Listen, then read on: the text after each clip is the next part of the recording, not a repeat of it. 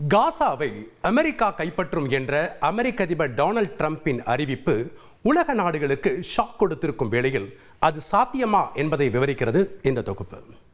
The US will take over the Gaza Strip and we will do a job with it. காசா பகுதியை America கைப்பற்றும், நாங்க அதை சொந்தமாக்கிக் கொள்வோம். காசாவில் இருக்கும் பாலஸ்தீனியர்கள் வேறு இடங்கள்ல குடியேற்றப்படுவாங்க. காசாவில் கிடைக்கும் வெடிக்காத ஆபத்தான குண்டுகளை அங்கிருந்து அகற்றி காசாவை மத்திய கிழக்கோடைய சொர்க்க பூமியா மாற்ற வேண்டும். The people of the area. Donald Trump கைப்பற்ற போவதா அறிவிச்சிருக்கிறாரே. இந்த பகுதி மத்திய தரைக்கடல் மெடிட்டரேனியன் சீயோடைய கரையில் ஒரு 41 கிலோமீட்டர் அகலம், ஒரு 6லேருந்து 12 கிலோமீட்டர் நீளம் கொண்ட ஒரு சிறிய பகுதி. ஒரு 15 மாசமா இஸ்ரேலிய குண்டுகளால் துளைக்கப்பட்டு முழுவதுமாக சிதலமடைந்து காட்சியளிக்கக்கூடிய பகுதி.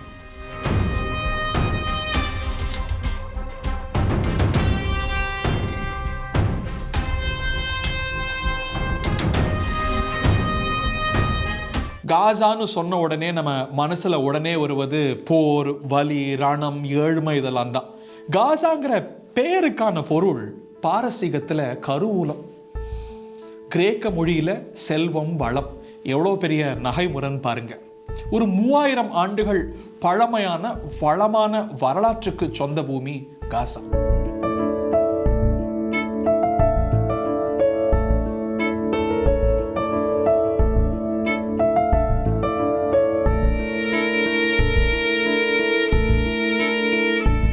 ஆயிரத்தி 1948 இஸ்ரேல் தனி நாடாகிறது.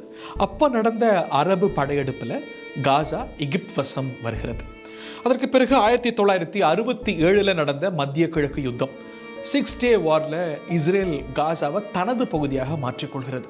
அதற்கு பிறகு ஒரு 38 ஆண்டுகளுக்கு பிறகு காசால ஹமாஸுடைய கரங்கள் ஊங்க தன்னுடைய பாதுகாப்பை கருதி யூனிலேட்ரலா தன்னிச்சையாக காசாவிலிருந்து வெளியேறுகிறது இஸ்ரேல்.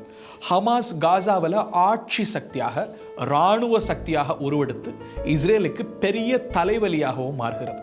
2023 அக்டோபர் 7 இஸ்ரேலுக்குள்ள நுழைந்து ஹமாஸ் இரத்த வெறியாட்டம் போட, அதற்கு பதிலடியாக ஒரு 15 மாதங்கள் போர் நடத்தி காசாவை துவம்சம் செய்து விடுகிறது இஸ்ரேல்.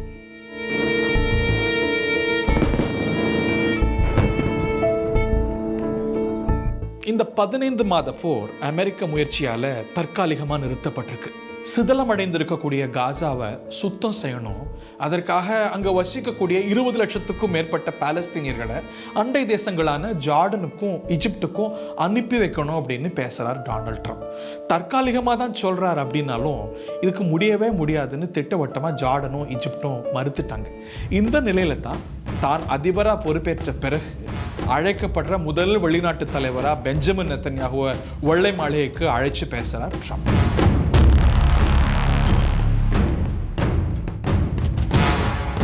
பிபியும் ட்ரம்ப்பும் கூட்டா பத்திரிகையாளர்களை சந்திக்கிறாங்க.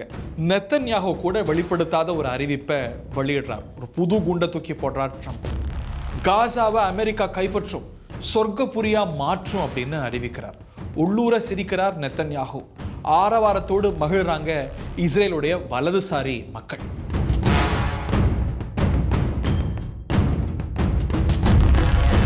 And Trump has a strong sense of right and wrong. Trump மிகவும் வலிமையான தலைவர். எது சரி எது தவறு என்பதுல ட்ரம்ப் வலுவா இருக்கிறாரு. பயங்கரவாதத்திற்கு இடம் இல்லை அப்படின்றதுல ட்ரம்ப் தெளிவா இருக்கிறாரு. உலகத்திலேயே ட்ரம்ப் தான் சக்தி வாய்ந்த தலைவர். குறிப்பா மத்திய கிழக்கத்திற்கு ட்ரம்பால் தான் நிலைத்தன்மையை கொண்டு வர முடியும்னு நான் நினைக்கிறேன். Can bring a sense of stability to the Middle East. It'll be Trump. எங்க மண்ணை விட்டு வெளியேற்றத்துக்கு நீங்க யார்? அமெரிக்க ராணுவமே வந்தாலும் எங்க மண்ணை விட்டு வெளியேற மாட்டோம் அப்படிங்கிற குரல்கள் காசாவிலிருந்து கொந்தளிப்பா கேட்குது.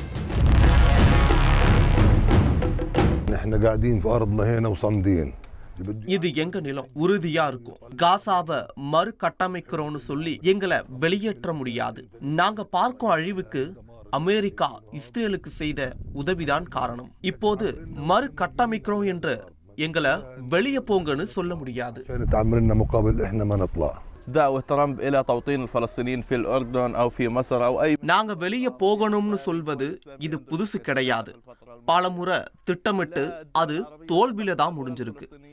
நாங்க எதுக்கு எகிப்து, ஜார்டன் போகணும்? இது எங்க மண்ணு. நாங்க பல போர்களை பார்த்துட்டோம். செத்தாலும் எங்க மண்ணுல தான் சாவோம்.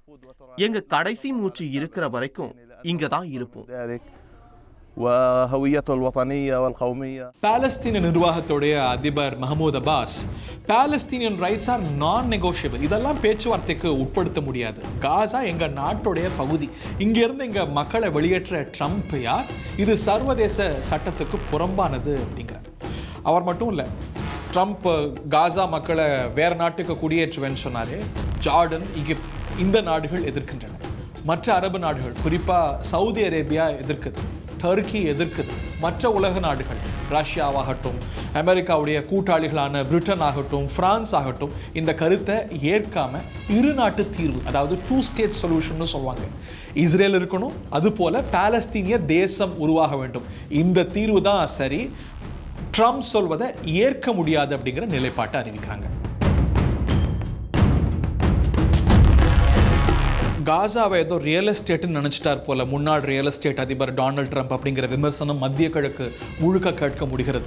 அதை தாண்டி ஒரு 20 லட்சம் பேரை, அதற்கு மேற்பட்டோரை வேறு நாடுகளில் குடியமர்த்ததெல்லாம் நடைமுறைக்கு சாத்தியமா, சட்டப்பூர்வமா என்றால் இல்லை அப்படிங்கிற பதில் தான் சட்ட வல்லுநர்களால் வருது. அமெரிக்கா தன்னுடைய கட்டுப்பாட்டுக்குள்ள கொண்டு வரதோ, ஃபோர்ஸபிளா இந்த பாப்புலேஷன்ஸை டிரான்ஸ்ஃபர் பண்ணுவதோ சட்டம், சர்வதேச சட்டம் அனுமதிக்காத விஷயங்கள். இது ஒரு மத்திய கிழக்குல புதிய யுத்தத்தை ஏற்படுத்திடுமோ அப்படிங்கிற அச்சம் அமெரிக்காலையும் எழத்தான் செய்கிறது. டொனால்ட் ட்ரம்ப்பை பொறுத்த வரைக்கும் சொன்னதெல்லாம் செஞ்சுட்டு வரார், அதனால இதையும் செஞ்சிடுவாரோ அப்படிங்கிற அச்சம் உலக தலைவர்கள் மத்தியில் இருக்கு. இதை ஒரு யுக்தியாவே டொனால்ட் ட்ரம்ப் கடைபிடிக்கிறார். இதற்கு ஒரு டேர்ம் கூட இருக்கு, மேட்மேன் டிப்ளமசி என்று சொல்லுவாங்க. இர்ரேஷனலா எல்லாரும் பயப்படுற மாதிரி நடந்துகிட்டா அவர் கேட்கிற வேலையெல்லாம் கொடுத்துருவாங்க. இது ஒரு யுக்தியா கடைபிடிக்கிறாரா, போகாத ஊருக்கு வழி தேடுறாரா, இல்லை இப்படி மிரட்டி வேற ஏதோ சாதிக்க நினைக்கிறாரா அப்படிங்கிறத வரக்கூடிய நாட்கள் நமக்கு சொல்லும்.